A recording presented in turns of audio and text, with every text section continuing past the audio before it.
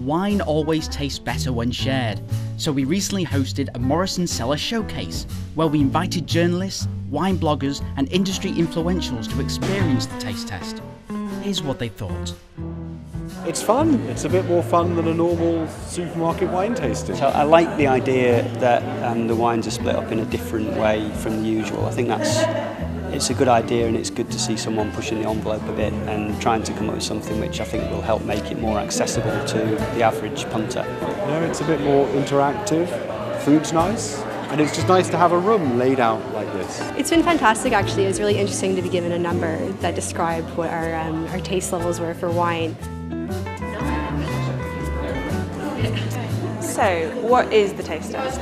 Well, the taste test is 3 really simple, non-wine related questions that will help us find you your perfect wine. What the 3 questions are trying to do by asking you about your preferences for hot drinks, for salt, and for soft drinks, a question around artificial sweetener, is establish how many taste buds you've got.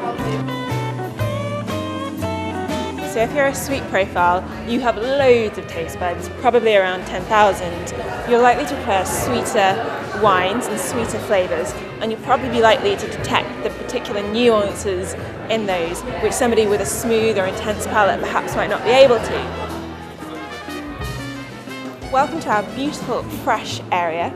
If you've landed on fresh, then you'll probably think that you're more of a white wine drinker than a red, and that's because the majority of fresh wines are white. But that's not to say that you'll not find some red wines that you really like too. If you have a smooth profile, it's likely that you'll be able to appreciate the broadest range of wines, and you'll find all sorts of different wines in the smooth category.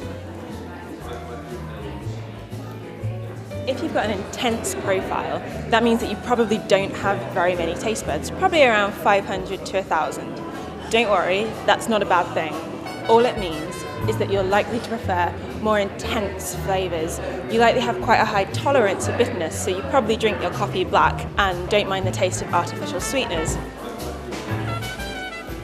Oh, well, I was fresh. My taste test score, huge approval from me because I came out as smooth. Ah, fantastic. Yeah, so I'm in the kind of superfly category, which I think is great as far as I'm concerned. Fairly confident in what I like and what I don't like, but this is interesting for finding ones that I wouldn't necessarily pick up before. Yeah, I would just generally pick a bottle of red or a bottle of white, depending on what I was eating or wanted to do. So it's really helpful having a level that I can go to. I think they were accurate. They were, generally speaking, in the right areas. And it's interesting to see that you move from that one into the kind of bigger and intenser and sort of hairier wines. That there is a definite step up in terms of kind of tannin and structure and so on.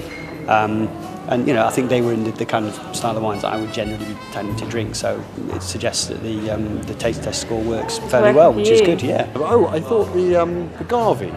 The Garvey was really good. Yeah. It is, it's lovely. I mean, I think it's really useful because you kind of know what to expect now from a wine. Yeah. As a final question, if you could steal any prop from this amazing setup today, which would it be? I'd probably take the signpost with the word smooth on it, and then I could have it pointing towards my house at home, which would be great.